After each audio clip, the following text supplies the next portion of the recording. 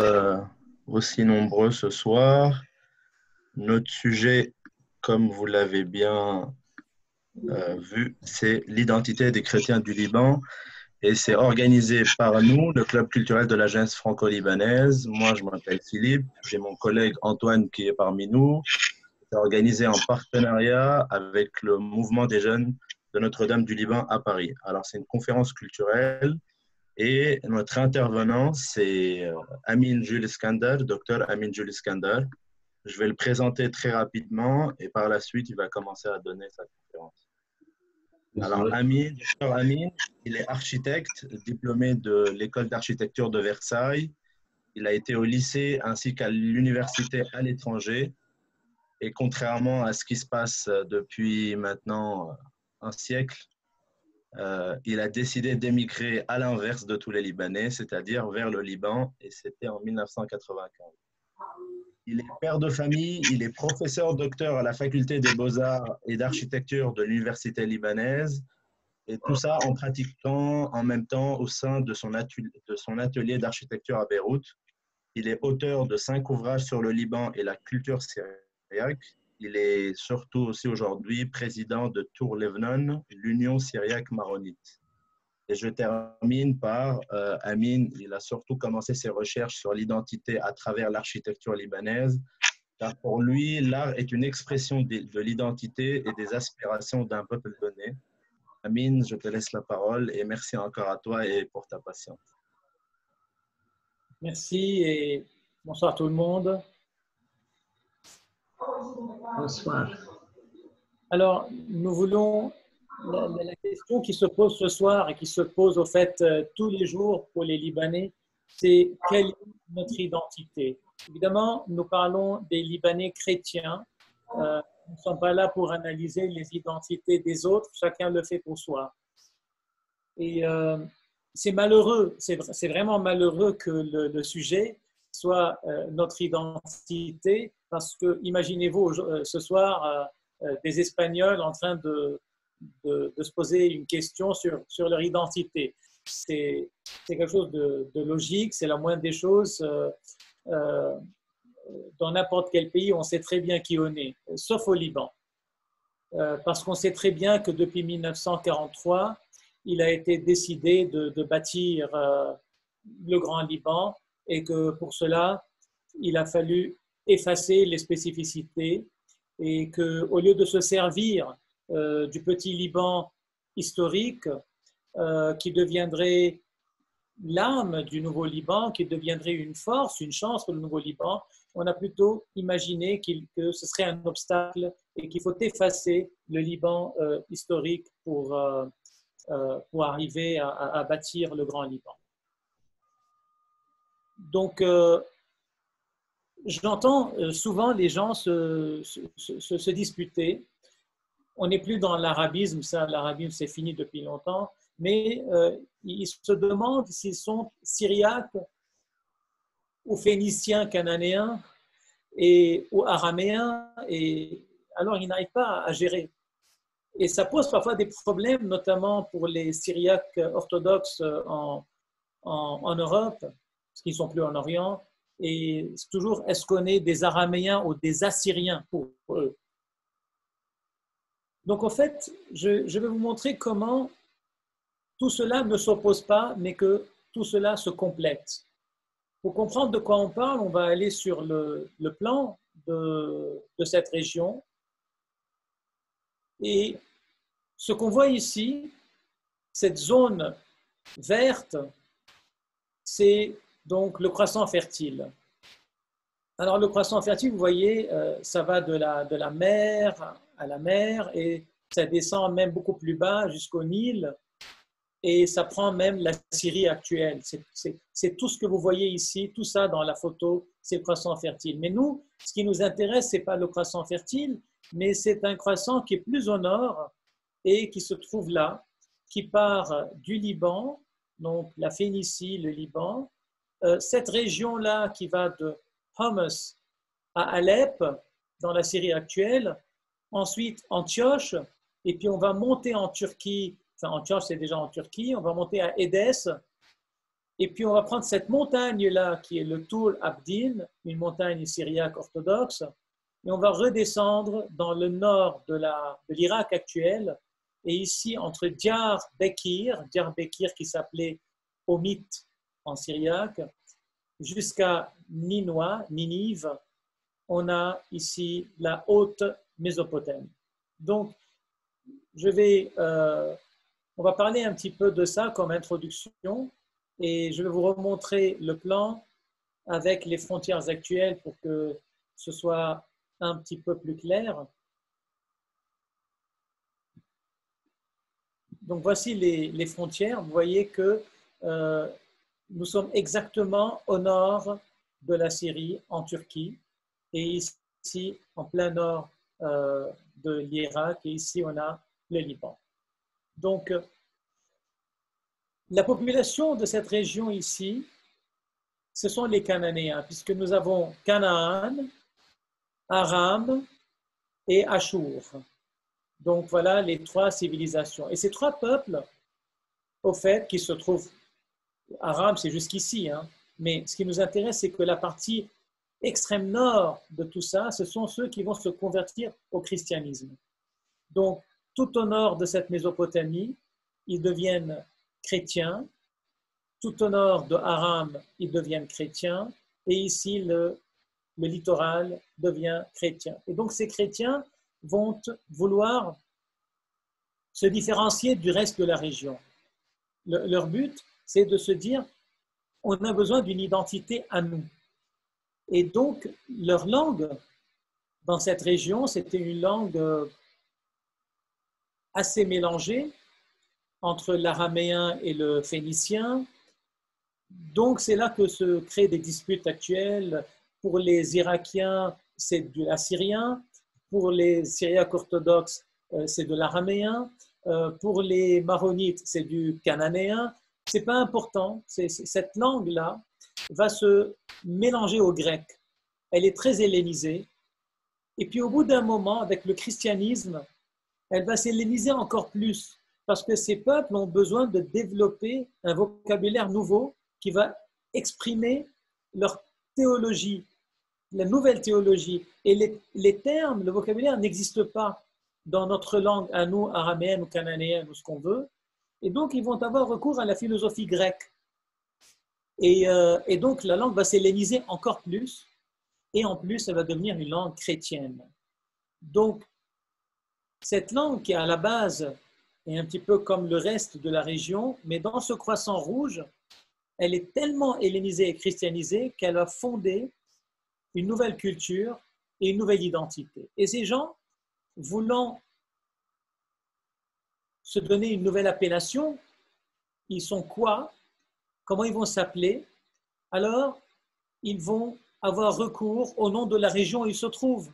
Et il se trouve, par hasard, que cette région où ils sont installés, elle était à l'époque sous domination romaine. Et les Romains partageaient leur empire en provinces. Et cette province s'appelait Provincia Syria. Alors évidemment, le mot Syria existait avant eux, à l'époque des Grecs et avant, mais pour eux, pour les Romains, c'était Provincia Syria. Et il se trouve que c'est là que se trouve ce croissant rouge qu'on vient de voir. Et donc, ils vont décider de s'appeler des Syriaques par rapport à cette région, la Provincia Syria. Et la langue que certains ont appelée le cananéen chrétien et que la plupart des savants appellent l'araméen chrétien, va avoir un nom qui va devenir le syriaque. Donc, ces syriaques, finalement, ils peuvent être des nord-mésopotamiens, ils peuvent être des nord-araméens, ils peuvent être des cananéens, mais ils sont tous syriaques dès lors où ils sont devenus chrétiens et qu'ils ont adopté cette langue hellénisée et christianisée. Donc, ça veut dire que quand vous entendez un maronite dire « Ah non, non, non, je ne suis pas syriaque, moi je suis cananéen », c'est qu'il n'a rien compris. Le syriaque, ce n'est pas de l'ADN, c'est une culture et c'est une théologie, une liturgie, une spiritualité et une culture, une langue. Alors, on va voir pourquoi il y a eu cette division entre toutes ces églises aussi. Il faut voir d'abord ce schéma qui nous montre comment on peut conserver son identité plus ancienne en étant syriaque, parce que ce sont les Cananéens dont on vient de parler, les Araméens dont on vient de parler et les Mésopotamiens qui, en se christianisant et hellénisant, ils vont devenir les Syriaques. Et comment les Cananéens vont donner deux églises, une église reliée à Rome, les Syriaques maronites, une église non liée à Rome, les Roum. Et les Roum donnent les Roum orthodoxes et Roum catholiques. Donc ce sont les Syriaques d'origine cananéenne. Les seconds, les Araméens, vont donner eux aussi deux églises qu'on appelle aujourd'hui les Syriaques orthodoxes et les Syriaques catholiques. Et le troisième groupe, en Haute-Mésopotamie, il va donner lui aussi deux églises qui, lorsqu'ils sont unis à Rome, on va les appeler les Chaldéens, et lorsqu'ils ne sont pas unis à Rome, on les appelle Assyriens.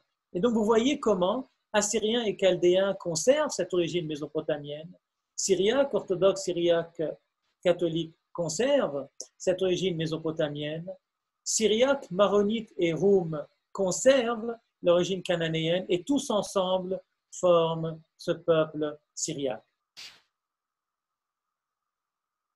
Et dans le schéma suivant, je vais vous montrer comment on s'est divisé en tant d'églises. Pourquoi?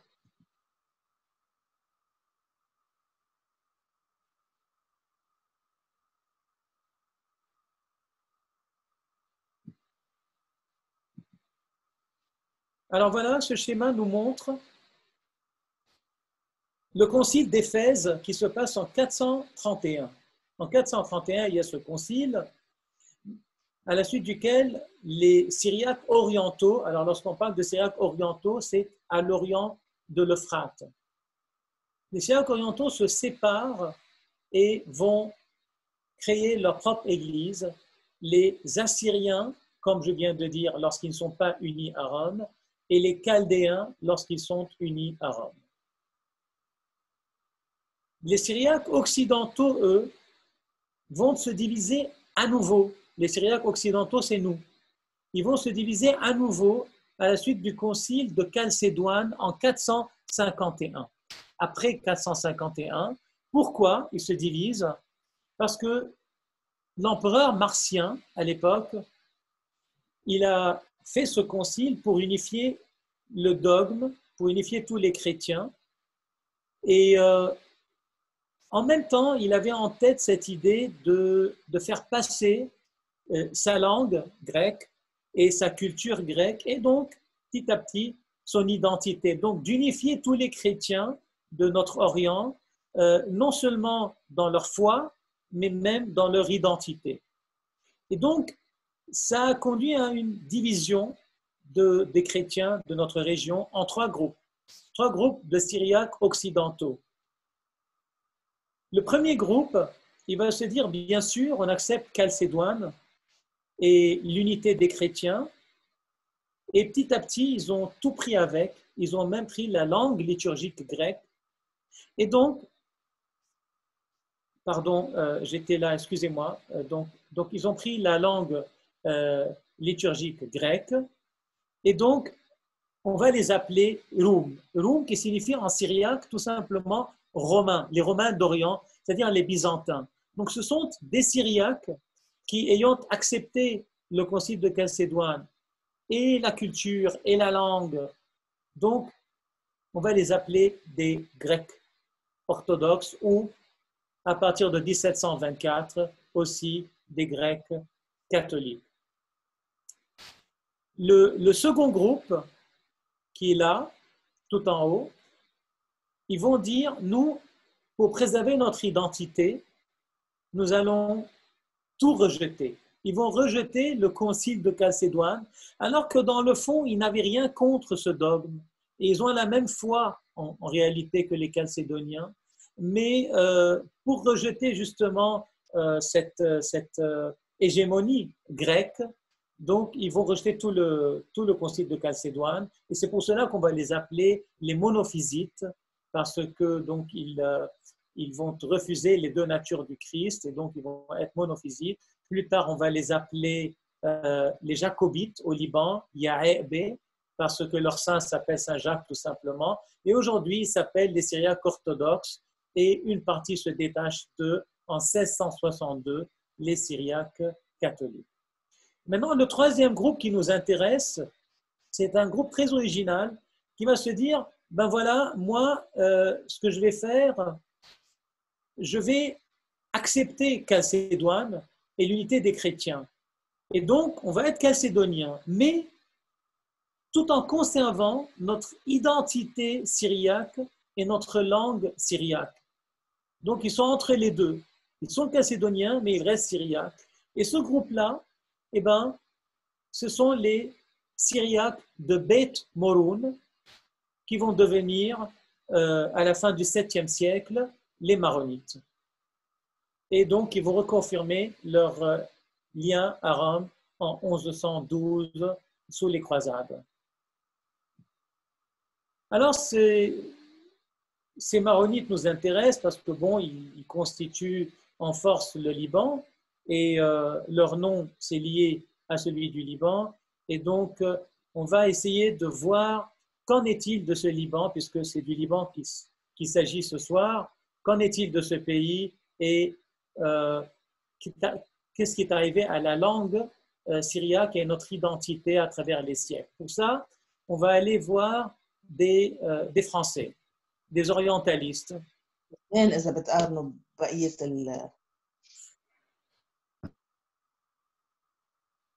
nous allons commencer au XVIIe siècle avec Eugène Roger. Eugène Roger, par exemple au XVIIe siècle, il dit « Au Mont-Liban, où j'ai remarqué qu'il y a 3 villages, tout proches des Grands Cèdres, où la langue vulgaire est le syriaque, laquelle ils ont en telle estime qu'ils ne veulent pas se servir de l'arabesque, quoiqu'ils la sachent fort bien. » Donc on voit qu'au XVIIe, les chrétiens du Mont-Liban connaissaient l'arabe, mais ils refusaient de s'en servir parce qu'ils voulaient préserver leur identité. Et puis, toujours au XVIIe siècle, Jean de la Roque, il parlait d'un savant maronite qui s'appelle Faustus Néron, et il dit il était originaire de Ban, gros bourg du Mont-Liban, situé vis-à-vis de Kanoubine, et dont les habitants, encore aujourd'hui, parlent la langue syriaque. Et puis, au XIXe siècle, on va voir comment les choses vont changer, puisque Volney, Constantin François Chasseboeuf, que vous connaissez sous le nom de Volney, il dit « Il célèbre la messe en syriaque, dont la plupart ne comprennent pas un mot. » Et puis, Lamartine remarque la même chose et il dit « Il y a dans tous les villages une église ou une chapelle dans laquelle les cérémonies du culte catholique sont célébrées dans la forme et la langue syriaque, mais à l'évangile, le prêtre se retourne vers les assistants et leur lit l'évangile du jour en arabe. » Et là, Lamartine rajoute « Les religions qui durent plus que les races humaines conservent leur langue sacrée quand les peuples ont perdu les leurs. » Et on voit alors, du coup, pourquoi les chrétiens sont ceux qui ont conservé la culture ancestrale et l'identité de cette terre. C'est parce que ça a été conservé grâce à la langue, grâce à la religion. La religion a permis à la langue de survivre et à la culture et à l'identité. Et alors, la phrase la plus expressive qui va rejoindre tout ce qu'on a expliqué au départ, c'est Ernest Renan qui l'a dit dans Mission de Phénicie, sous le nom de syriaque et identifié avec le dialecte des populations du Liban, le phénicien traversa le Moyen-Âge. Donc à ce moment où les langues anciennes disparaissaient de partout, d'Égypte jusqu'en Mésopotamie, quelque chose est resté, le phénicien a survécu sous sa forme chrétienne, comme on vient de voir, qu'on appelle le syriaque. Et ça, c'est Ernest Renan qui le disait à une époque où on n'avait pas encore de preuves de tout cela.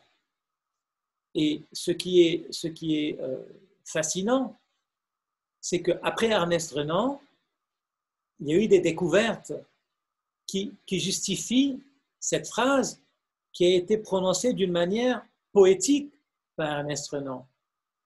Et donc, la preuve plus scientifique est arrivée dans un premier temps grâce à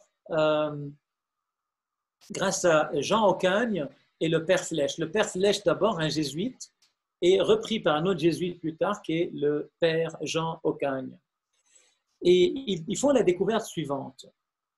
Ils disent, c'est étonnant que la shaddé, la gémination shaddé, est un élément essentiel des langues sémitiques.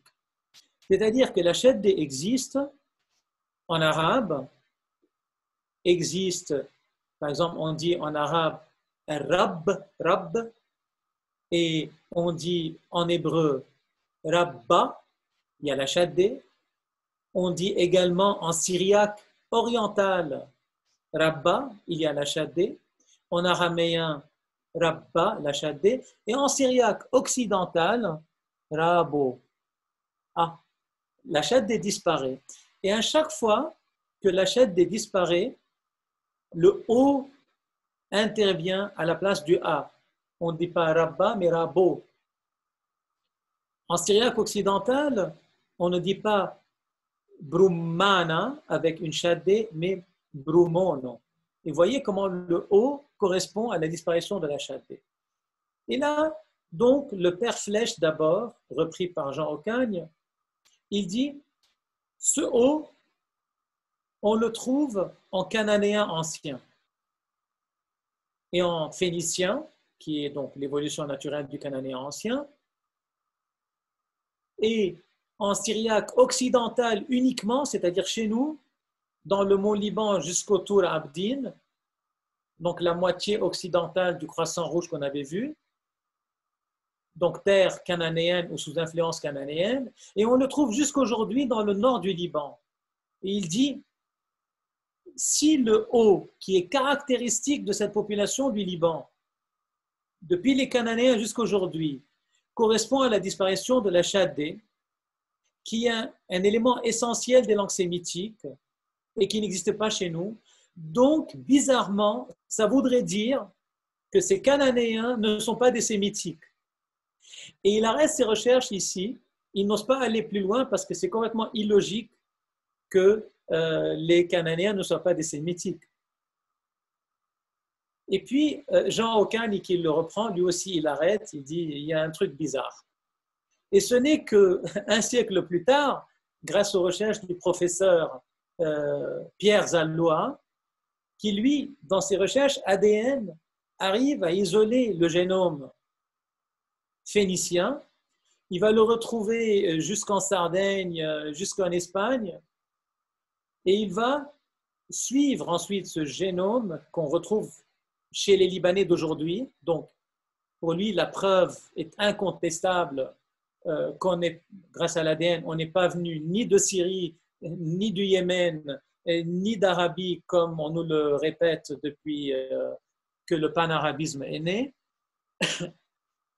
Et il va retrouver l'origine de ce peuple dans le Caucase, dans une région d'Arménie. Donc, quelque part, on voit que les recherches scientifiques actuelles du professeur Pierre Zallois rejoignent et permettent de comprendre les découvertes des jésuites Flèche et Ocagne et permettent de mettre une lumière un petit peu sur cette population dans cette région.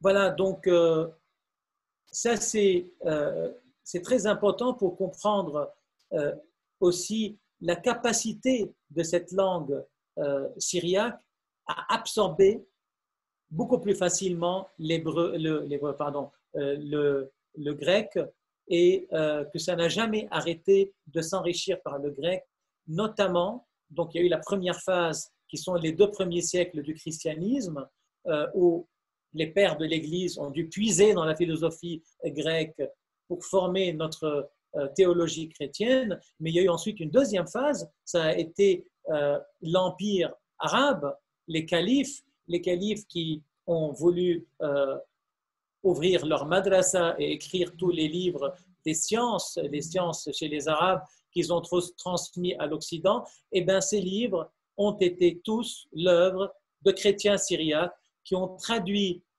les œuvres grecques en syriaque d'abord, donc ils ont dû là encore syriaciser des termes grecs pour pouvoir exprimer des idées qu'on ne pouvait pas exprimer autrement qu'en grec, et donc ensuite ils ont traduit du syriaque vers l'arabe et ils ont transmis toutes ces sciences, toute cette philosophie de l'Antiquité à l'Occident.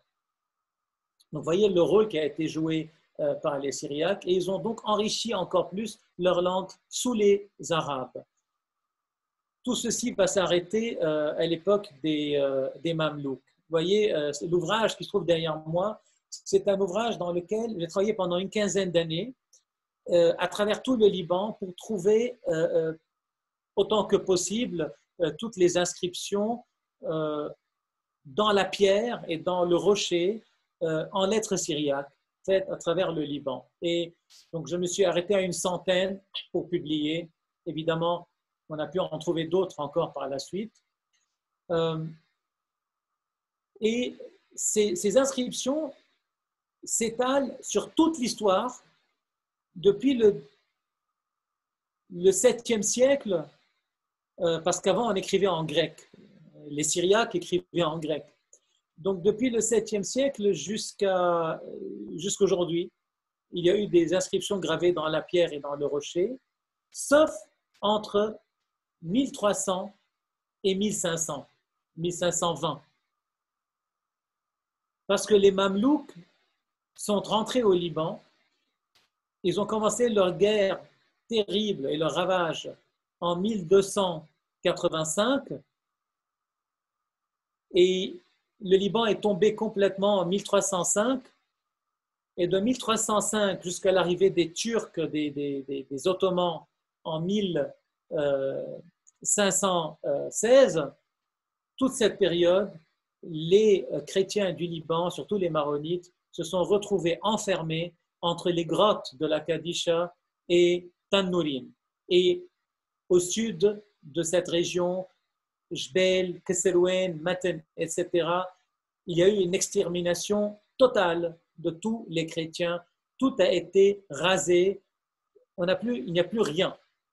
Ce n'est que sous les Ottomans, plus tard, et grâce aux princes des Man, Fakhreddin, etc., que les chrétiens ont commencé à redescendre du nord et à reconstruire petit à petit ces villages et à creuser la terre pour retrouver sous terre les fondations des églises et des monastères qui avaient été rasés par les Mamelouks et ils ont dû les reconstruire 2 à 3 siècles plus tard dans le Maten, Kesselwen, Chouf et jusqu'au sud du Liban.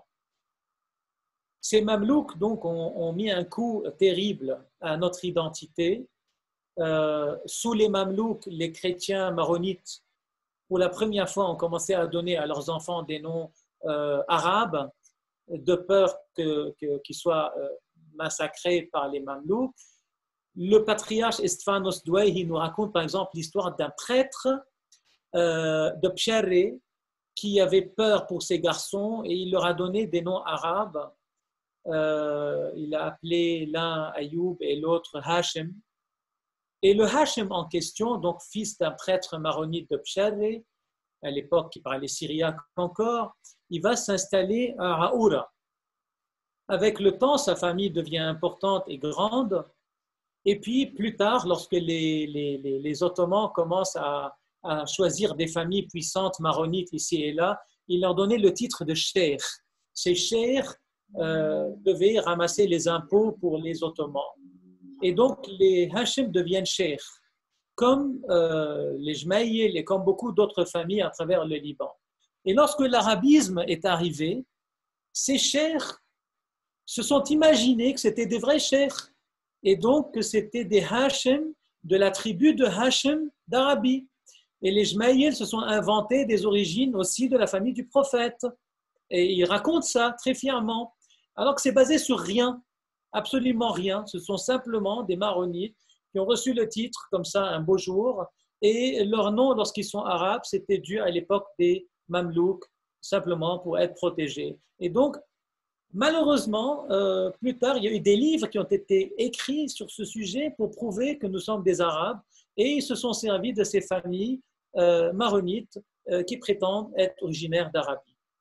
Alors, grâce aux écritures de patriarches comme Estefanos Douaihi, qui est mort en 1704 et qui nous a écrit notre histoire, et grâce plus tard actuellement à des recherches scientifiques ADN du professeur Pierre Zalois, on arrive maintenant à remettre les choses au clair. Et puis la linguistique joue un rôle extrêmement important.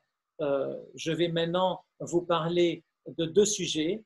Un premier sujet, c'est l'importance de la langue syriaque, comment elle a été protégée par l'Église maronite pendant très longtemps, jusqu'en 1946. Et après, je vais vous donner quelques exemples de notre langue libanaise actuelle et prouver à ceux qui disent qu'on n'a jamais parlé le syriaque, que ce n'était qu'une langue liturgique, prouver que nous l'avons parlé. Et on va voir comment. Donc, notre premier chapitre, je vais aller vers les textes de patriarches.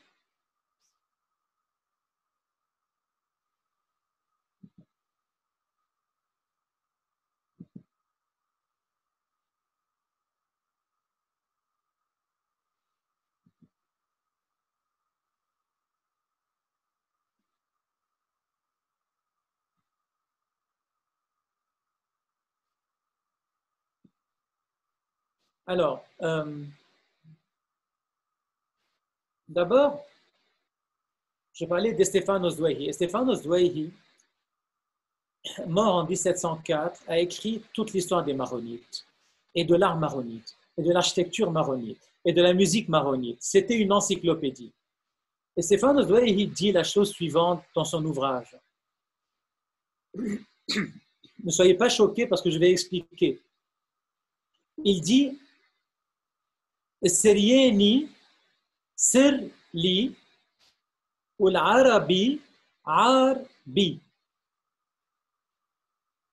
Il est très important de comprendre que c'est un patriarche qui connaissait l'arabe, qui respecte l'arabe et qui aime l'arabe. Ce qu'il essaie de dire, c'est que l'arabe ou n'importe quelle autre langue, le français, l'anglais, s'ils vont venir se mettre à la place du syriaque, ça devient une honte. Quand ça se met à côté de notre langue, ça devient une richesse. La langue vient nous enrichir. Mais ça devient une honte lorsqu'elle veut remplacer. Et il dit Syrien et Sirli, c'est-à-dire qu'il a fait du syriaque un des mystères du maronitisme, comme il y a les mystères du christianisme. Il a rajouté la langue syriaque. Il a rajouté le Liban lorsqu'il dit Botar Haimonuto. Il dit après la foi, le syriaque, il dit le syriaque est ma l'Aïd tabaïte, l'Aïd. Donc pour lui, il a lié pas le syriaque, pardon, le Liban, excusez-moi. Donc il a lié le Liban et le syriaque avec la foi des maronites. Regardez l'ensemble qu'il a fait. Donc, dans sa phrase, il dit attention, attention, ceci est un mystère et il ne peut pas être remplacé par cela. Toute autre langue doit venir nous enrichir, mais non pas remplacer le syriaque. Et après lui, il y a un concile extrêmement important qui se fait en 1744 par le patriarche Shemaoun Awad. Et Shemaoun Awad recommence. Il fait un autre concile qui reprend les mêmes clauses en 1755. Et après Shemaoun Awad, il y a un patriarche qui s'appelle Tobiya Khazen, qui en 1756 reprend, donc 3 conciles, vont reprendre les clauses suivantes. Ces clauses disent il est interdit aux maronites de traduire nos livres en arabe. Que sous 3 conditions. 1, le texte arabe doit être écrit en lettres syriaques, ce qu'on appelle Garshouni. Lorsque l'arabe est écrit en lettres syriaques, Garshouni. 2. Devant chaque page écrite en arabe, il y a la page originale en syriaque. Et 3. On ne peut pas imprimer qu'avec autorisation de l'Église. Et il dit que celui qui ne respecte pas cela sera excommunié. Regardez jusqu'où ils vont aller pour protéger leur langue syriaque. Le document que je cherchais là, quand je vous ai fait attendre, c'est le suivant. Alors, c'est le synode maronite de 2005. On est en 2005, et que dit le synode? Les universités maronites devront œuvrer pour enseigner la langue et le patrimoine intellectuel et littéraire syriaque. Elles devront, en collaboration avec les instituts des sciences orientales à l'étranger, poursuivre le travail consistant à rassembler, publier, traduire le patrimoine littéraire, intellectuel, théologique et liturgique écrit en syriaque et l'intégrer dans les programmes académiques. Considérant que l'Église maronite appartient à la famille des églises syriaques et considérant que la langue syriaque est menacée de disparition, le synode exhorte les établissements rattachés à l'Église maronite à élaborer un plan pratique pour raviver cette langue. Alors, voyez, ça c'est en 2005, et c'est quand même fou qu'il y ait toutes ces décisions au niveau de l'Église maronite, du patriarcat et des conciles, et qu'on en soit encore, nous, dans tout le Lébanon, à demander aux écoles de respecter leurs propres clauses. Et puis maintenant, je vous emmène voir une lettre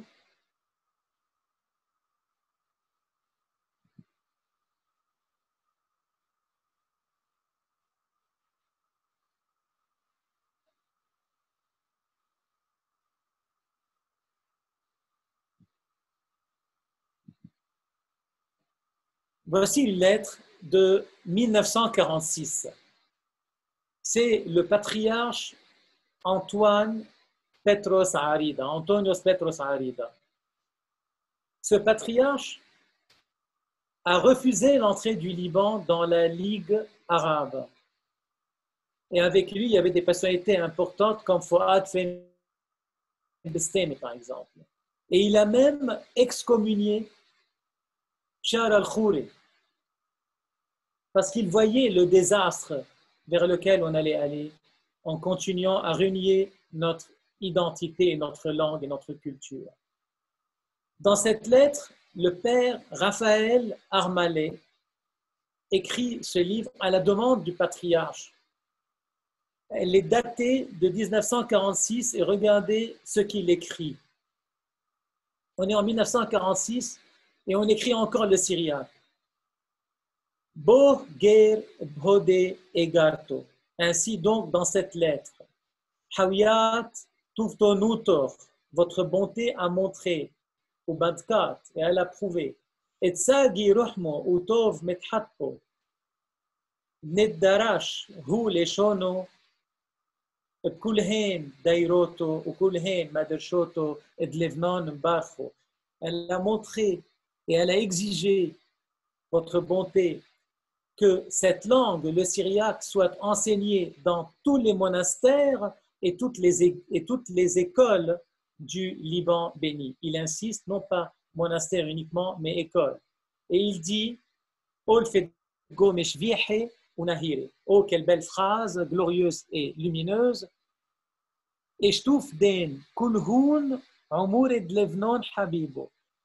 Nous rassemblons tous les habitants du Liban aimés. Neddamoun, Babo Hayhoun, Briche, qu'ils ressemblent à leurs ancêtres bénis.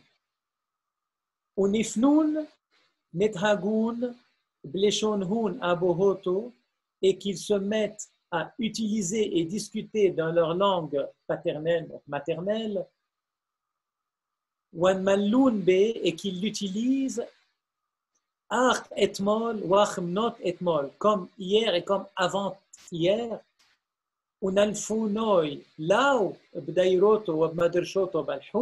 et qu'il l'enseigne non seulement, ça c'est très important, non seulement dans les monastères et les écoles, et le off,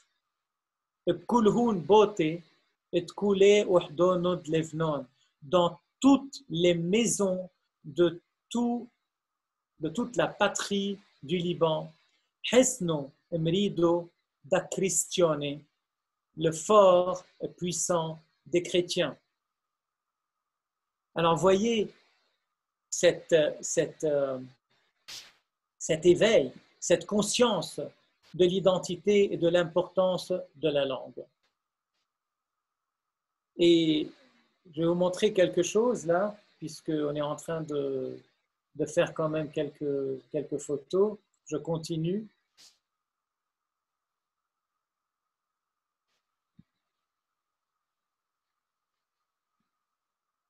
Alors, ceci est un livre. Ah non, pardon. Pour gagner du temps, on va voir deux images en même temps. Voilà.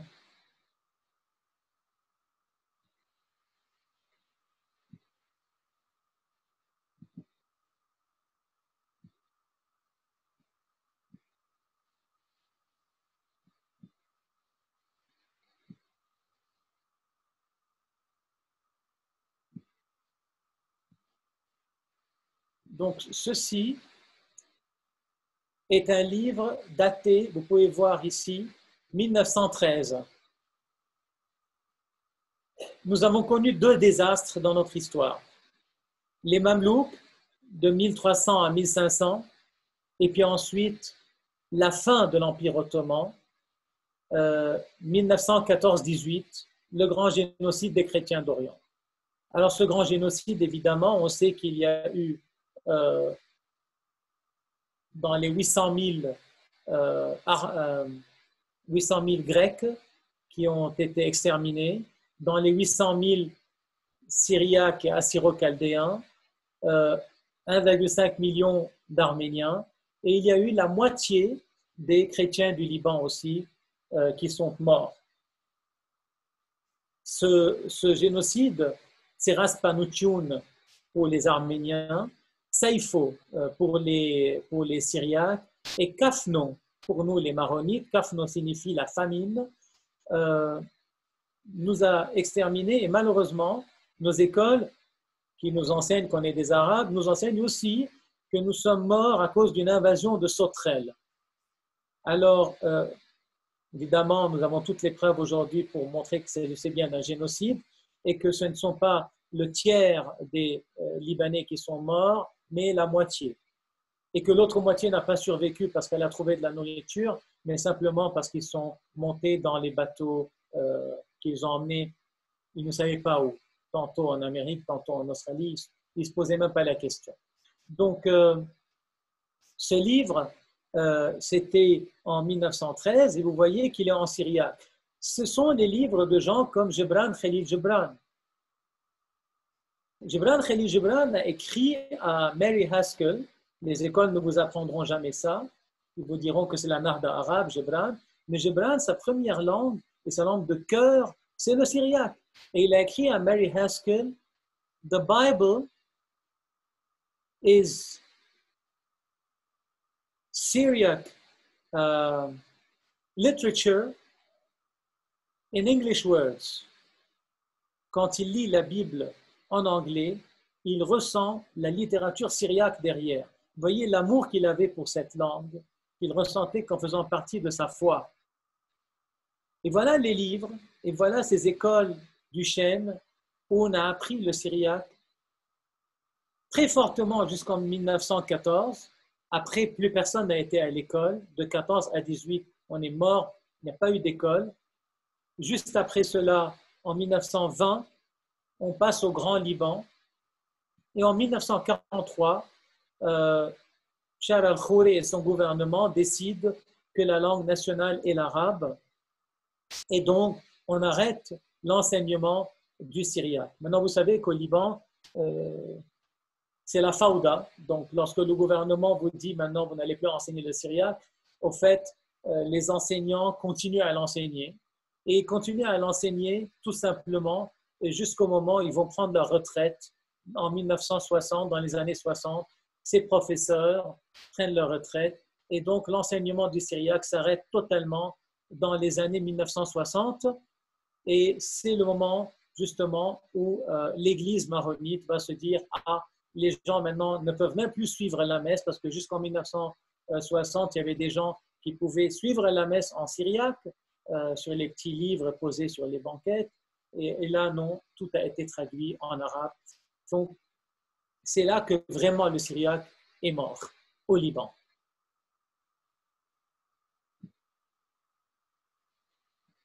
Alors maintenant, je vais passer pour clôturer à un monsieur qui est un Roum orthodoxe, un grec orthodoxe, et qui a compris l'importance de cette langue, l'importance de cette identité, et qui se permet même d'engueuler les maronites, parce que lui-même est grec orthodoxe, il n'est pas maronite, donc il fait une leçon de morale aux maronites. Il les engueule. Et il leur dit, Charles Malek, le grand philosophe grec orthodoxe, il dit si quelqu'un ne connaît pas, ne comprend pas l'anglais, vous me faites signe, Philippe, et je traduis simultanément. The Maronites, ça s'appelle Letter to the Maronites. The Maronites have been given an old Aramaic Syriac heritage, which bonds them historically, culturally, and religiously with the vestiges of the great Aramaic civilization of the East. Who is more worthy than the Maronites to respect, honor, admire, study, and perpetuate the Aramaic language? It has been given to them. It is living in their quintessence. They, not others, are primarily accountable for it. And not only to study it historically, theoretically, and with the same curiosity as Europeans and Westerners. Il répète exactement ce que le père Armalé disait avec le patriarche Antonio Saarida. Ce n'est pas pour les universités, ce n'est pas pour les monastères, ça doit être partout dans les maisons. They are accountable for it, thus tying them both culturally and spiritually to remaining elements of the Eastern civilization and living diaspora around the world. Elle nous rattache non seulement à notre passé, mais à notre diaspora, parce que comme les Arméniens qui aujourd'hui ils peuvent aller dans n'importe quelle église arménienne à travers le monde un mercredi après-midi et apprendre leur histoire et leur langue, ça permet à tout Arménien de rester attaché à son Arménie. S'il y a un malheur, un tremblement de terre, ils peuvent partir en Arménie pour aider, ils peuvent envoyer des aides. S'il n'y a pas de malheur, ça les pousse à aller passer des vacances en Arménie. Et ça, c'est fondamental. Le syriaque, enseigné dans toutes nos paroisses à travers le monde, pourrait rattacher notre jeunesse à notre Liban sacré pour les maronites. Et c'est Charles Malek qui le dit, parce que Charles Malek considère les maronites comme la colonne vertébrale des chrétiens du Liban. Donc, tous les chrétiens du Liban, maronites ou non, sont attachés à cette valeur. Et il dit ensuite, « Language is the most significant phenomenon of civilizations because it is life in its deepest meanings. It determines the roots, origins, and heritage. It determines family lineages. Why have the Maronites preserved their Aramaic heritage? Was it preserved simply by coincidence? Is it simply the nature of things we understand through reason that made them preserve it? Is it simply their seclusion in their impregnable mountain? Est-ce que c'est resté par hasard, la langue syriaque? Est-ce que c'est la montagne du Liban, la géographie qui a permis comme ça à cette langue de survivre au Liban? Ou est-ce qu'il n'y a pas plus que cela? The believer is not satisfied with any of these explanations. He lives in the presence of something real, beyond nature and the mind, something that rejects coincidences in principle and practice. At least the believer wonders, does not providence have a hand in this matter? Et là, il se demande, il dit, ce ne serait pas la providence qui a voulu que vous, les maronites, vous préserviez cette langue? Et là, il va s'expliquer. If God existed and his providence concerning everything in existence also existed, including beyond and above all men and his destiny, is it not possible and even expected that the survival of the Maronites and their ancient Aramaic heritage has an eternal purpose, especially in these special times and in this special region? Donc il se dit, ah, est-ce que la providence ne voudrait pas justement que nous jouions un rôle là? Mais comment? En tant que troisième constituante dans cette région. Il y a deux pôles qui s'opposent. Il y a les Juifs et il y a les Arabes. Il n'y aura jamais d'équilibre. Il n'y aura jamais de paix. Mais si les Maronites peuvent avoir une identité à eux, ils deviennent le troisième élément. Et comme un tabouret qui a besoin de 3 pieds pour tenir en équilibre, il n'y aura que ça qui pourra redonner la paix à la région. Il faut qu'il y ait ce troisième élément. C'est là que le syriaque permet aux chrétiens du Liban de jouer un rôle vraiment pour la paix. Et je finis avec un monsieur qui s'appelle Rémi de Gourmont, un Français, qui dit « Quand un peuple n'ose plus défendre sa langue, il est mûr pour l'esclavage. » Et ça veut tout dire. Nous avons laissé tomber notre langue et puis nous nous sommes désistés de tout, de notre langue, après de notre histoire, de Kafno, notre génocide, de nos martyrs. Vous savez, nos ancêtres avaient tellement de respect pour tous ces martyrs chrétiens qu'ils leur ont dédié la plus haute montagne du Liban. Ils l'ont appelée Kornatsode. Kornatsode, le sommet des martyrs. Et Kornatsode, parce que les Arabes n'ont pas de O ni de E, alors ça a été écrit en lettres arabes avec un waw, et Sode est devenu Saouda. Et donc ce sommet des martyrs est devenu Orne Saouda.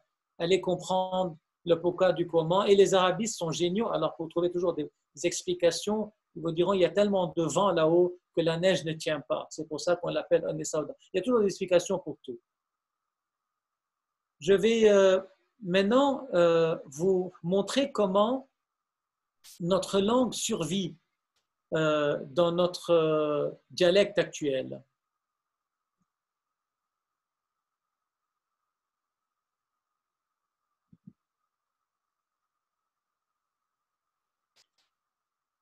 Alors, le premier élément très obvious, ce sont les voyelles. Les voyelles que nous avons, nous autres Libanais, comme dans Ornet Sode, et ce sont les 5 voyelles syriaques ou phéniciennes. A, E, I, O, U. L'arabe ne peut pas faire la différence. Il y a seulement 3 mouvements, haraké. Chez nous, il y a aloulo, a, lou, lo. Le ou et le o ne sont pas une damme, c'est différent. Id, ma main, id, il y a le i et le e. Et donc, hier soir, je donnais une conférence justement sur le même sujet et je leur parlais comment nous avons honte de nos spécificités.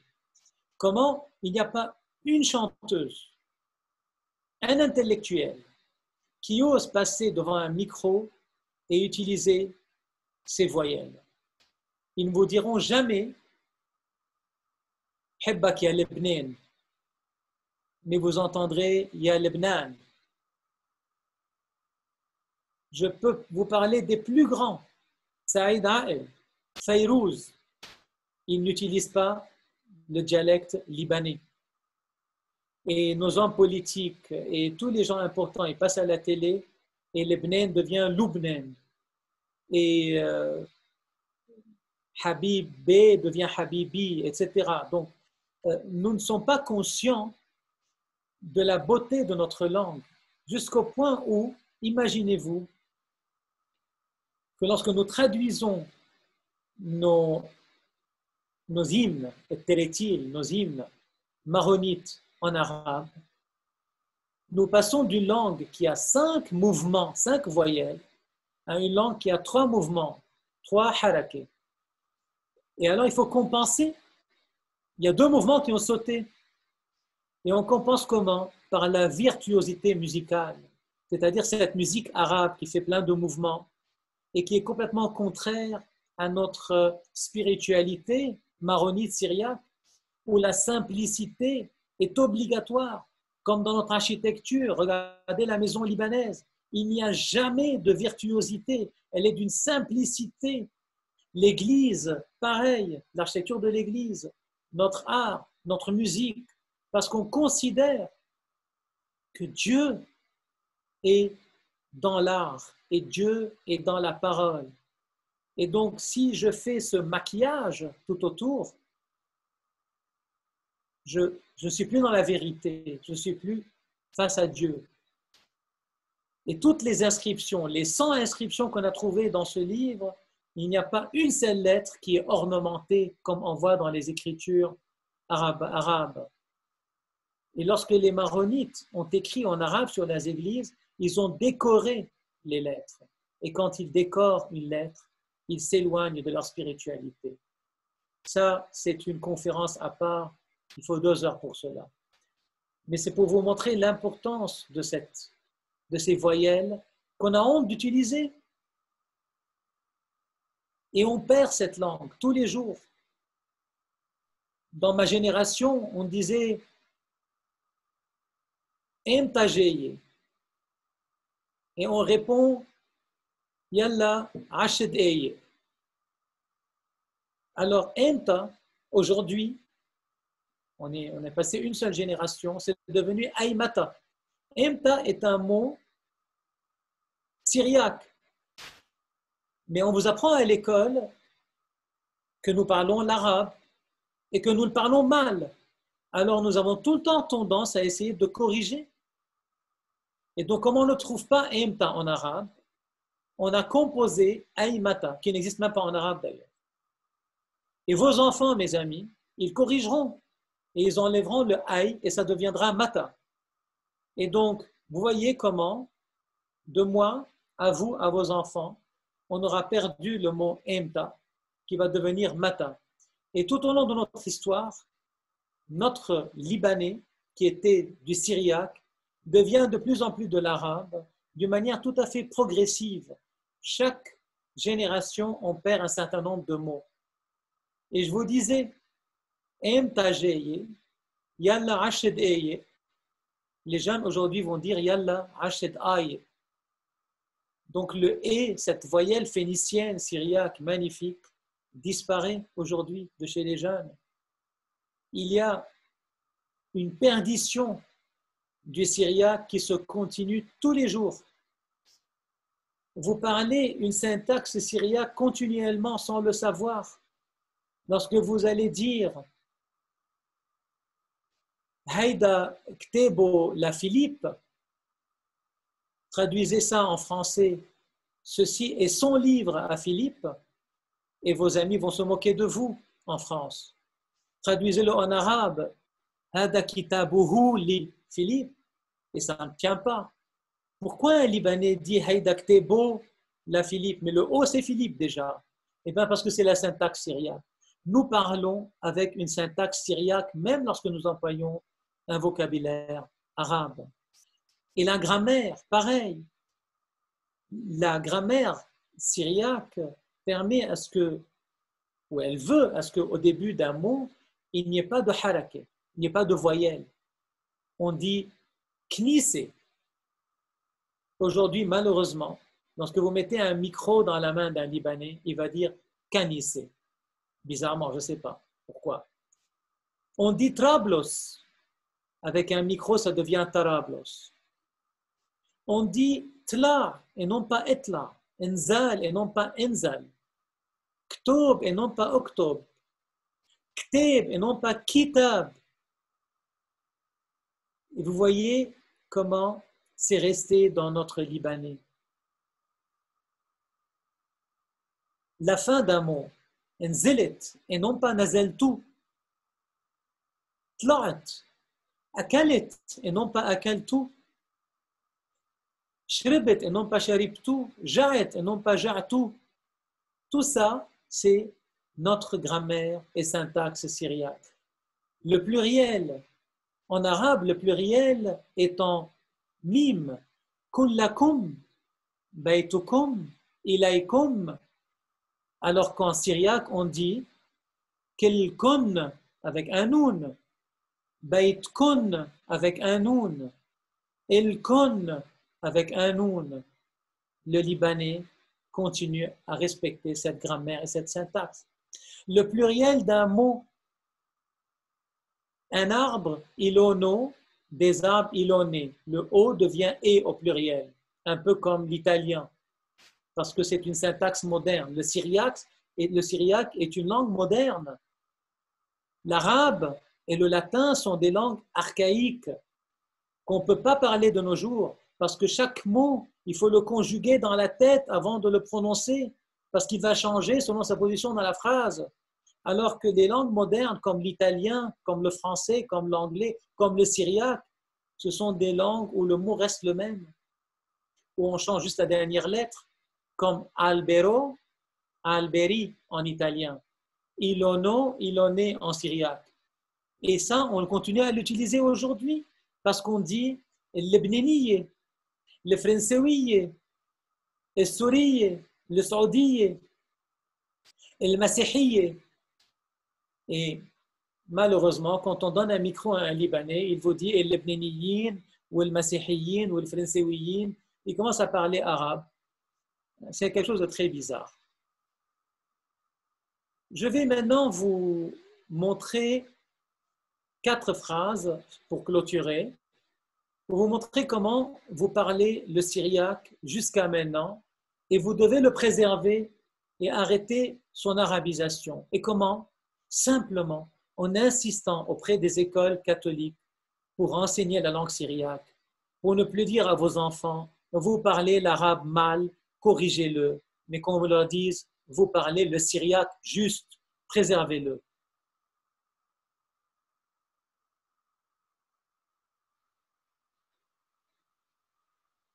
Voici une phrase. قرب لقدام خد التالتة على الشمال بعد البورة. قرب en syriaque c'est قرب, en arabe c'est اقترب. لقدام en syriaque c'est دوم, لقدام, en arabe c'est أمام. On fait 2 mots syriaques. Khod, en syriaque, c'est save. Donc ça, c'est un mot arabe. Et telte, thalitha avec un th en arabe. Telte, tolte en syriaque. Donc c'est encore un mot syriaque. Ashmel, en arabe, c'est yassar. Smol, en syriaque. Voici encore un mot syriaque. بعد البورة, boura en arabe c'est al-ahmaq, ça veut dire un truc fou, un terrain abandonné, bourro en syriaque. Vous avez prononcé dans la rue une phrase où il y a un seul mot arabe et on vous dit que c'est de l'arabe. Comme on vous dit c'est du pain arabe et c'est un café turc et c'est un restaurant arabe et de la nourriture arabe et une arcade arabe et une architecture arabe, etc. Donc, je prends une autre phrase. Sakir shebek shob barra. Sakir, Skour en syriaque, Urluk en arabe. Shebbek, Sobek en syriaque, Nafida en arabe. Shoub, Har en arabe, Choub en syriaque. Barra, Bar en syriaque, Kharij en arabe. Et on vous dit, vous êtes des Arabes et vous parlez l'arabe. Maintenant, je vais vous montrer comment, là où le syriaque a survécu intact, c'est dans deux endroits, ou peut-être d'autres, mais je pense à deux endroits. Ce sont des endroits où on dit quelque chose qu'on connaît à l'avance. Comme quoi? Une prière. Si vous allez dire une prière, vous connaissez son sens. Donc, pas besoin de la traduire. Kadishat aloho, kadishat hailtono, kadishat lomoyuto. On le dit toujours en syriaque. On n'a pas besoin de le traduire parce qu'on connaît le sens. Il y a autre chose aussi. Il y a les dictons. Un dicton, quand vous allez le dire, tout le monde le connaît déjà. Donc, pas besoin de le traduire. Alors, les dictons sont les suivants. Nafad berisho. Nafad, en arabe, serait ebta'ad. Harab. En syriaque, nfad. Berisho, raso. Donc, il a sauvé sa tête. Ma'toua, haylo. Ma'toua, du verbe syriaque ta', qui signifie intaha en arabe. Finir. Et haylo, la force. Donc, sa force s'est épuisée. Et vous le dites tout le temps, c'est du syriaque, ce n'est pas de l'arabe. Mais le delphé, la taht el-mizreb.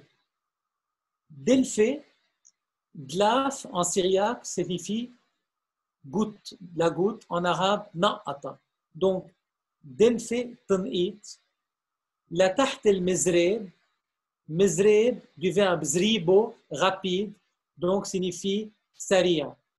Donc, من التنقيط للمي السريعة من دلفة لتحت المزراب c'est du syriaque mais on le dit toujours en syriaque.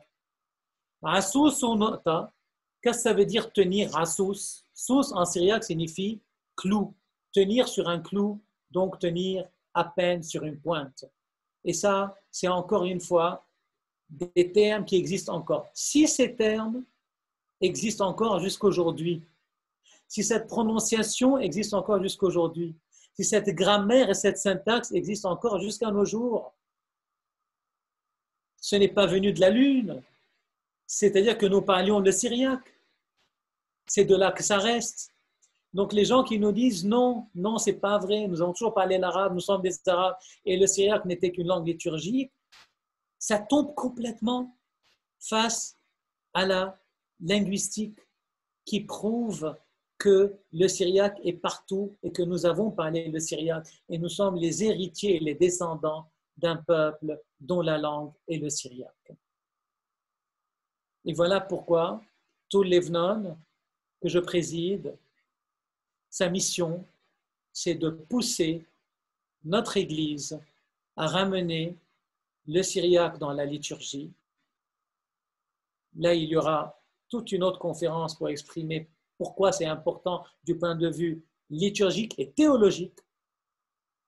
Et deuxième point, nous nous battons pour ramener le syriaque dans les écoles. Et ça, vous avez compris, j'espère, pourquoi. Maintenant, je vous laisse la parole et je vous remercie d'avoir été si patient.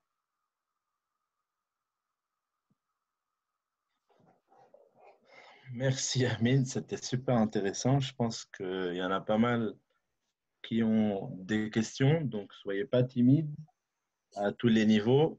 Moi, je me rappelle d'un reportage que j'ai regardé pendant le confinement où tu dis sur MTV, quand on parle syriaque, quand on commence à comprendre le syriaque, on parle avec le Liban. C'est-à-dire, partout où on va au Liban, le nom des villages, le nom de villes, et finalement, ces noms-là, qu'on voit l'été quand on parle au Liban, quand on part au Liban, nous, en tant que diaspora, finalement, on ne connaît pas l'origine de ces noms de villages, et chaque village, finalement, il a une histoire, il a une explication. que ça soit cananite phénicienne ou araméenne syriaque. Et si je ne sais pas si tu peux parler un peu de ça, ainsi que un petit résumé de l'architecture, d'où les 3 livres juste derrière toi, sur la dimension syriaque dans l'architecture. Et ça, c'était un autre reportage que tu avais fait sur MTV. Oui, alors, chaque sujet là, ça demande 1 heure, mais Oui, mais en très deux, rapidement. en 2 mots. Euh, oui, je dis dans le reportage, c'est un reportage très important parce que il a été fait par Kirke.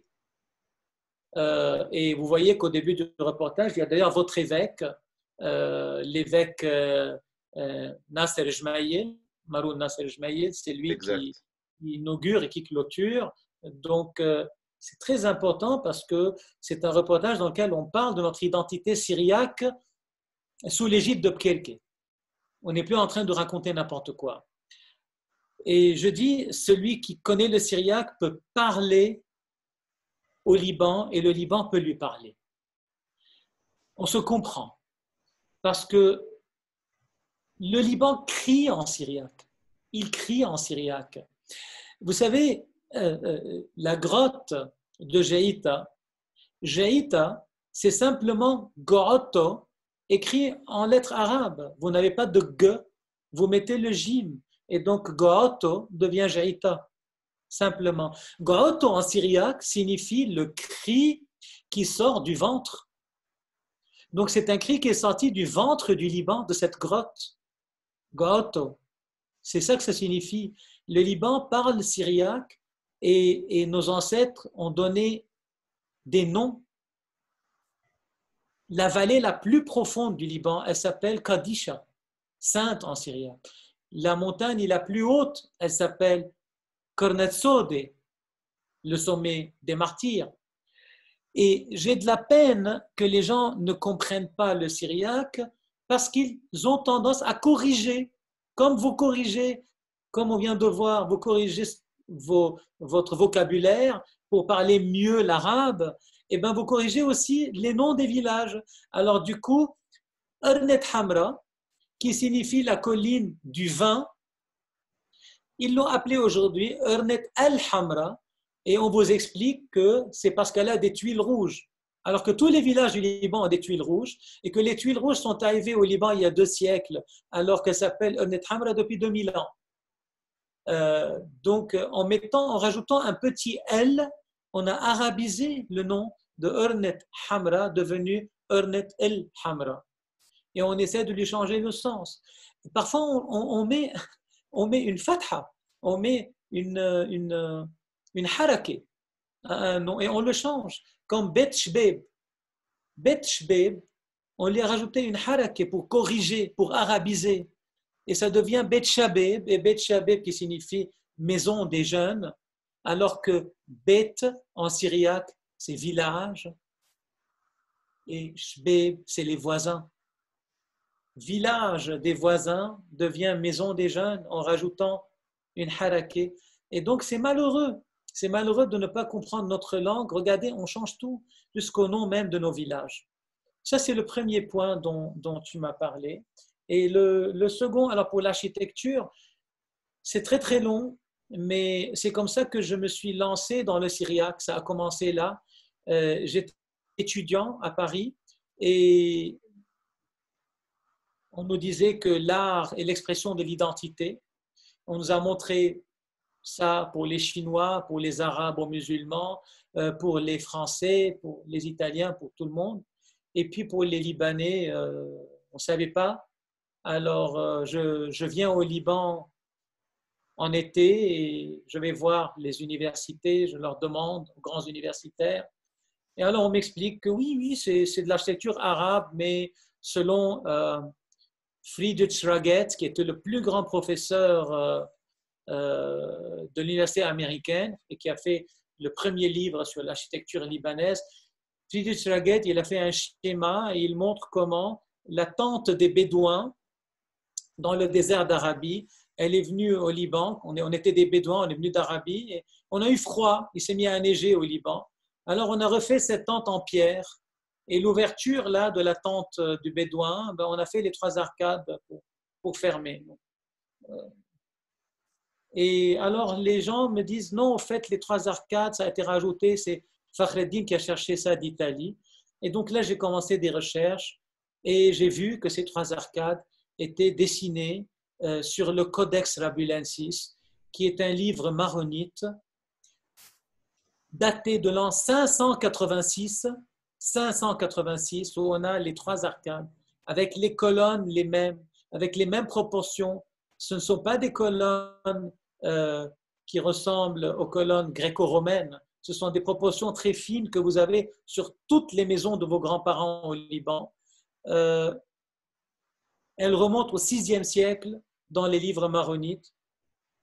Donc Fakhreddin ne les a pas cherchées d'Italie. Et donc, il y a un art local. Et après, alors, dans le livre, il y a tout un livre pour expliquer le sens de ces 3 arcades. Elles ont un sens là aussi. Et l'Église a joué un rôle fondamental. Et je termine mon livre par une photo, d'ailleurs, d'un prêtre qui était debout devant un chantier. Et c'était l'architecte. L'Église était comme en Europe. L'Église était l'université. Elle était l'école, elle était l'hôpital. Et on sait que les Maronites, lorsqu'ils allaient reconstruire leur village après les Mamelouks, ils se déplaçaient autour des monastères. Et avant cela, ils étaient communauté de Beth Moroun, donc ils étaient une communauté autour de monastères. Et c'est les monastères qui leur enseignaient l'agriculture en terrasse, l'architecture. Tout était entre les mains de l'Église et donc notre foi chrétienne se lie dans notre architecture, entre autres. On a une question de Nathalie, je ne sais pas si tu l'as vu. Comment expliquer la présence d'une écriture arabe sur une tasse découverte dans la grotte de Ras au Qadisha, 14e siècle? Alors, il y a non seulement des écritures arabes sur les tasses, il y a aussi des écritures arabes sur des feuilles et sur des pièces de monnaie mamelouk, parce que c'est comme aujourd'hui, si on fait de l'archéologie dans 1000 ans sur le Liban, ben on va trouver beaucoup de choses où c'est écrit dessus en anglais. C'est parce que on importe. Et donc, à l'époque, évidemment, les pièces de monnaie, c'était des pièces de monnaie mamelouk retrouvées sur des momies maronites. Et donc, on trouve dans la Qadisha quelques inscriptions aussi en langue arabe. On sait aussi que l'évêque David maronite a traduit le Nomocanon, yani Kitab al-Huda, au Xe siècle vers l'arabe. Nous vivons dans un milieu entouré d'arabes de tous les côtés, donc forcément, nous avons maîtrisé parfois cette langue. Mais ça ne veut pas dire que la langue principale était le syriaque et que nous avons parlé le syriaque et que la majorité des inscriptions demeurent en langue syriaque, forcément. Je vais vous donner un exemple maintenant. Je vous disais que les traces que nous laissons ne montrent pas forcément la vérité. C'est-à-dire que aujourd'hui, en l'an 2000, on est en train de trouver en l'an 1000 quelques inscriptions arabes chez les Maronites. Et alors on en déduit que les Maronites parlaient l'arabe. Mais imaginez-vous, nous sommes en l'an 3000 et nous voulons faire des recherches sur les Maronites de l'an 2000 ou 2020. Qu'est-ce qu'on aura entre les mains? Les voice messages que vous vous envoyez entre vous, ils auront tous disparu dans 1000 ans. Il n'y aura plus rien. Par contre, des enregistrements de Fayrouz qui ont été enregistrés par milliers, on finira par en trouver dans 1000 ans, et dans lesquels Fayrouz ne prononce pas une seule fois le libanais comme on le parle nous, avec la voyelle phénicienne syriaque et par exemple. Et donc, dans 1000 ans, on va en déduire que les Maronites de l'an 2000 avaient déjà perdu la voyelle et ne parlaient plus avec un accent syriaque. Donc, vous voyez, les traces qu'on laisse n'expriment pas forcément la vérité sur notre identité. Oui, alors il y a une deuxième question aussi. Est-ce que c'est vrai que jaune veut dire une baie et bécard veut dire plaine? Alors, jounier, c'est tout simplement gounier. Gounier qui signifie un angle ou une baie. Et Pekka, Pekka avec un P en syriaque, signifie une plaine. Pekka Kafra, c'est donc le village plaine, un petit plateau. Effectivement, vous avez raison. Tu as parlé des Arabes et que le Liban est entouré d'Arabes, mais faut aussi dire que, enfin, nous, la langue arabe veut être une richesse pour nous et on a aussi participé à la nahda de la langue arabe, la révolution de la langue arabe, que s'il y a une conjugaison et une grammaire aujourd'hui à la langue arabe, ça a aussi été fait par les maronites, si ma mémoire est bonne. 100% lorsque l'Empire ottoman s'est effondré, ou pendant qu'il s'effondrait, toutes les populations de l'Empire, populations chrétiennes ou les populations non musulmanes de l'Empire, ont commencé à raviver leur langue, qui étaient des langues mortes, presque mortes, avec les 4 siècles de domination ottomane. Et c'est pour cela vous n'entendez jamais parler d'anglais moderne ou de français moderne. Il y a l'anglais, il y a le français, parce que c'est des langues qui ont été dans une continuité. Par contre, vous entendez parler de grec moderne, parce que le grec n'avait pas pu évoluer. Et donc, il a fallu le reconstituer et faire un grec moderne. L'hébreu, pareil, il a fallu faire un hébreu moderne. Le serbe, moderne. L'arménien, moderne. Ce sont des langues qui ont dû se recréer. Et c'est le moment où il fallait raviver le syriaque. Mais nous avons fait le choix de raviver l'arabe à la place. Et c'est quelque chose de merveilleux. Batyeor, qui est une dame extraordinaire, c'est elle qui a écrit les livres sur la dimitude, elle dit que ce que nous avons fait, les chrétiens d'Orient, c'est quelque chose de fabuleux, aussi beau, aussi merveilleux que le chant du cygne, que le dernier chant du cygne. Vous savez que le cygne donne son plus beau chant juste au moment de mourir. Et une civilisation qui donne le plus beau d'elle-même pour une autre civilisation va mourir forcément.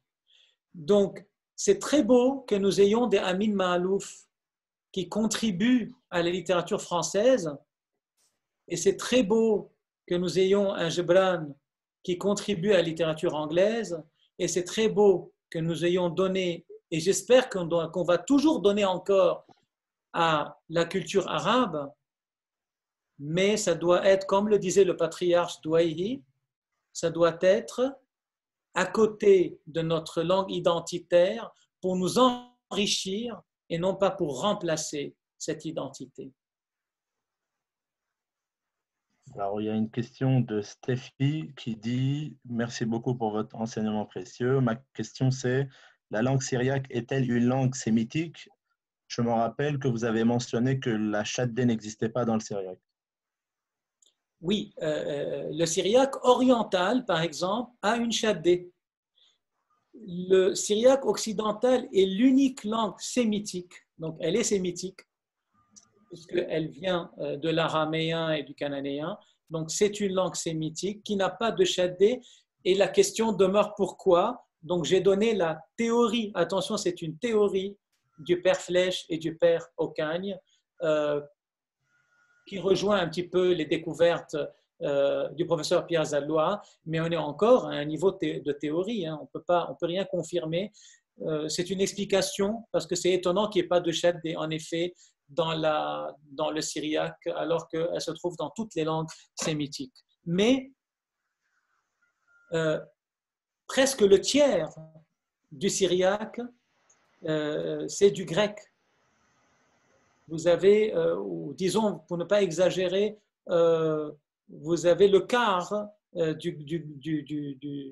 du syriaque, c'est des mots grecs. Vous ouvrez le dictionnaire de Louis Costas, et vous allez voir tous les 3 mots, vous en avez un qui est transcrit en grec. Donc, elle est sémitique, oui, mais elle est quand même extrêmement hellénisée. Surtout chez les maronites. Quand on ouvre un dictionnaire syriaque orthodoxe, on voit qu'ils vont utiliser plus souvent des correspondants sémitiques araméens, alors que dans le dictionnaire Costas, imprimé au Liban, donc chez les maronites, on va trouver plus de mots grecs. Pourquoi? Parce qu'on a les deux. Par exemple, on peut dire esculo, on peut dire bet sefre pour l'école. On peut dire, par exemple, je vais penser à des mots qui existent dans les deux. Il y a par exemple Maktab Zavno pour l'histoire. Tu peux utiliser Historia. Il y a Beit Atike pour le musée. Tu peux utiliser Muséon. Il y a Beit Suroto pour le théâtre, mais il y a aussi Théatron. Il y a Bibliotiki pour Bet Siom Ktove. Voyez comment on a des termes araméens et des termes grecs, et on trouve les deux dans le même dictionnaire. Vous ouvrez Louis Costa, vous allez trouver les deux. Bonsoir. Pardon, j'ai une question. Par rapport à la langue arabe et justement la langue araméenne, quel est le lien entre ces deux langues? Est-ce que l'arabe découle vraiment de la langue araméenne? Absolument pas. L'arabe ne découle pas de l'araméen ne découle pas de l'arabe. Alors l'arabe a été très influencé par le syriaque, plus que par l'araméen, parce que l'arabe est sorti du désert pour venir dans notre région à l'époque où l'araméen était déjà christianisé. Donc, on appelle ça le syriaque. Et les Arabes sont arrivés là au 7e siècle. Au 7e siècle, on était tous chrétiens et donc on parlait le syriaque. Et l'arabe ne connaissait pas la neige. Donc, il était obligé de prendre le mot talgo pour faire le mot talj. Il n'avait jamais vu une banane. Donc, il avait dû prendre le mot mouzo pour faire mouse. Et donc, constamment, ce sont des mots pris du syriaque, ça ne veut pas dire. Alors, les gens se disent, ah, s'il y a tellement de mots syriaques dans l'arabe, donc l'arabe vient de l'araméen. Non, ce sont des langues tout à fait indépendantes. L'arabe et l'hébreu et l'araméen et le cananéen, c'est pas juste ce que j'ai dit, l'arabe et le cananéen et l'araméen viennent tous les trois du sémitique commun. Donc, ils ont la même source. Donc, ils se ressemblent énormément. Mais l'un ne vient pas de l'autre. Ils sont frères, ils ne descendent pas l'un de l'autre. D'accord, parce que même au niveau de l'alphabet, c'est très proche en fait. Quand on regarde l'alphabet syriaque et l'alphabet arabe, il y a des lettres qui sont très similaires. Oui, alors il y a une théorie qui dit que l'arabe viendrait du syriaque minuscule, c'est-à-dire certo, l'écriture cursive. L'écriture cursive syriaque qui ressemble énormément à l'arabe. On ne sait pas si c'est vrai. Peut-être ça s'est développé de la même manière. Peut-être qu'ils se ressemblaient tellement que les Arabes ont fini par s'inspirer du syriaque dans leur écriture, mais qui était né en parallèle et pas à partir d'elle. Aussi, si vous regardez le syriaque majuscule, le syriaque monumental qu'on appelle estrangelo, ça ressemble énormément à l'hébreu. C'est la forme qui est écrite à l'entrée de Pkerke et à l'entrée du monastère de Ilij, c'est la majuscule. Donc, la majuscule ressemble à l'hébreu, la minuscule ressemble à l'arabe. Il y a des influences, mais en tout cas, au niveau de la langue, l'une ne vient pas de l'autre. D'accord. Le phénicien et l'hébreu sont des dialectes cananéens, ils viennent du cananéen. Oui. Le syriaque vient de l'araméen et un peu du cananéen. Oui, mais l'araméen, le cananéen et l'arabe se trouvaient au même moment. L'un n'est pas venu de l'autre. D'accord. Merci. Il y a une question peut-être, on peut la prendre. Quelles seraient selon vous les conséquences politiques de l'apprentissage du syriaque dans les écoles libanaises et donc de la reconnaissance des racines syriaques du Liban?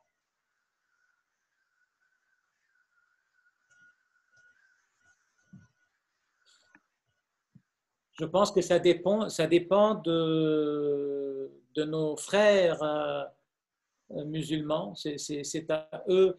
D'abord, nous, comme disait Bachir Jmaïl, nous devons faire ce que nous pensons être juste. Et qu'il disait, on a toujours gaffé parce qu'on a toujours fait ce qui pouvait plaire à nos voisins. On n'a jamais osé faire ce qui risquait de déplaire à nos voisins. On doit faire ce qui est juste. Après, eux, comment ils le prennent, c'est une autre paire de manches. Mais c'est très important, pour les raisons que j'ai expliquées, de conserver notre langue.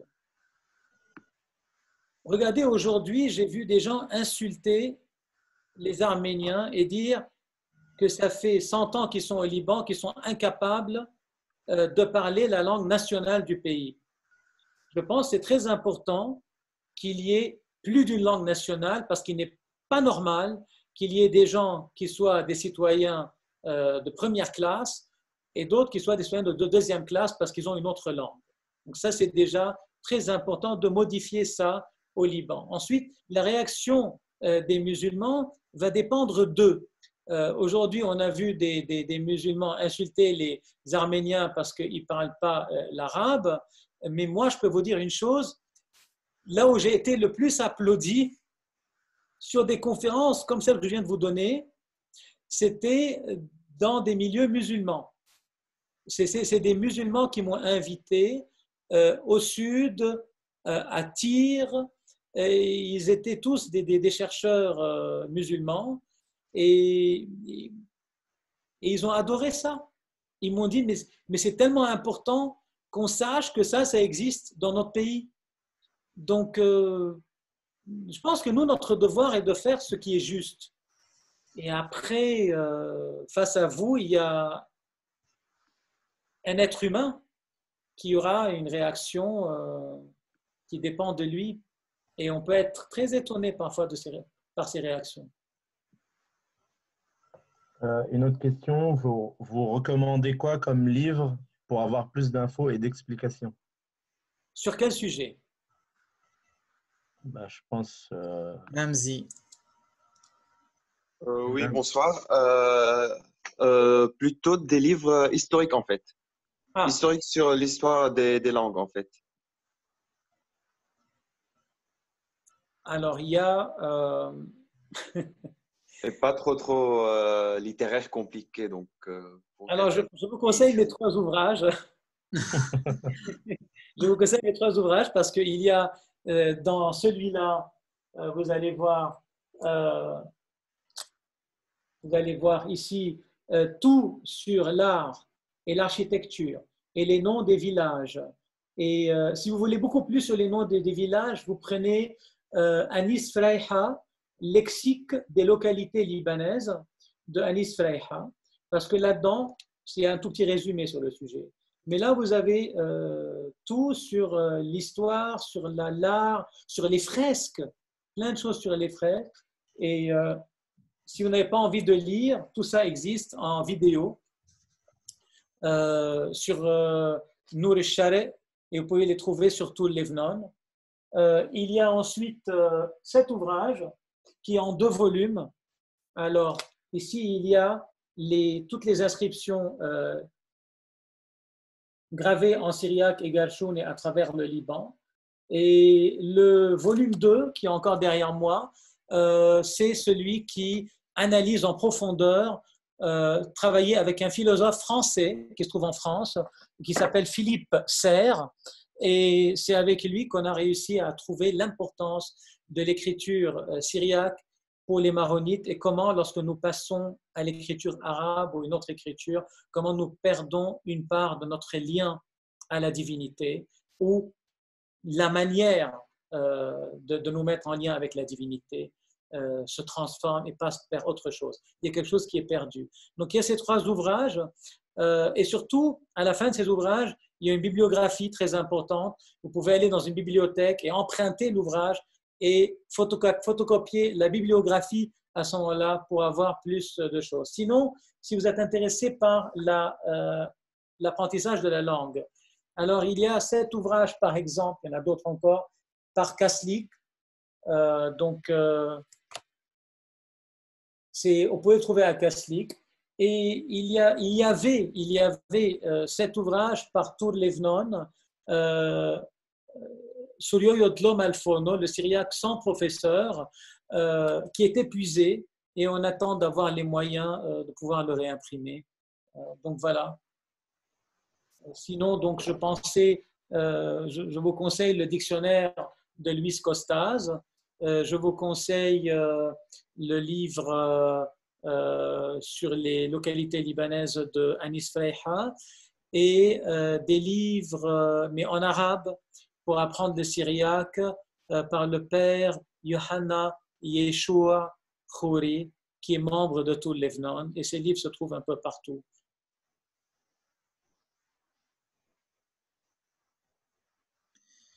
Alors, encore une question. Comment examinez-vous l'enjeu démographique au Liban et le lien entre la baisse du taux de natalité dans la communauté maronite avec la préservation de notre civilisation? Alors, le taux de natalité baisse partout, chez toutes les communautés au Liban. Le problème n'est pas la baisse. Si notre nombre est en train de se réduire, c'est à cause de populations qui viennent d'ailleurs. Elles viennent en vagues importantes de centaines de milliers et elles sont naturalisées. Ceux qui sont arrivés avant et pendant la guerre civile ont été presque tous naturalisés après la guerre civile. Ceux qui sont arrivés maintenant, non plus par centaines de milliers, mais par millions, seront naturalisés un jour. Et donc, on ne peut pas continuer à se battre par le nombre. Il est important de former un système fédéral parce qu'on ne peut pas continuer à faire la course à la démographie, c'est ridicule. Le pays est petit, on ne peut pas jouer à ça. Il faut faire un système fédéral pour que les gens qui veulent devenir des millions, qu'ils deviennent des millions, sont libres, et les gens qui veulent rester peu nombreux, comme les Druzes et comme les chrétiens, ils peuvent donc vivre, c'est leur manière de vivre, c'est leur coutume. On peut pas les faire disparaître simplement parce qu'ils ne font pas beaucoup d'enfants. C'est ridicule. J'ai une petite question ici. Vous avez dit au début que la Fawda donc, a permis aux Syriaques de continuer jusque dans les années 60, parce que c'était la génération des prêtres qui l'enseignaient. Pas les prêtres. Pas les prêtres. Pardon, pas les prêtres, des professeurs, oui. Mais ici, je constate que la Fawda au Liban, elle n'a jamais vraiment cessé. Pourquoi, dans ces cas, on a arrêté de l'enseigner si c'est ça qui nous a permis de continuer? Est-ce que c'est parce qu'on respecte trop les lois ou je ne sais pas? Non.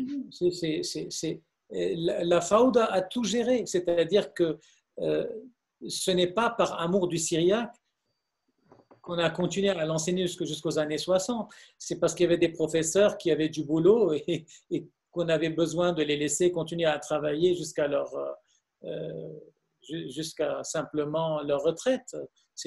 Il n'y a pas de vision. Et les chrétiens au Liban n'ont jamais eu de vision. Jamais. C'est-à-dire, depuis 1943, on a vu, les sunnites ont toujours travaillé avec une vision. Tout a été calculé pour aller quelque part. Les chiites, pareil. Les chrétiens, ça avance à l'aveuglette. Donc, Et alors Il ne faut pas essayer d'analyser le pourquoi de cette... Mais pour rebondir là-dessus, quand le synode en 2005 dit que la langue syriaque est menée à disparaître, c'est vraiment une attitude de spectateur, quoi. On ne sent pas une intention de faire quelque chose. Et c'est pire que ça. Et il y a eu une décision, et je vous ai lu la décision, et on n'a jamais demandé son application. Oui. Merci. Je vous en prie. Mais je crois, Joe, que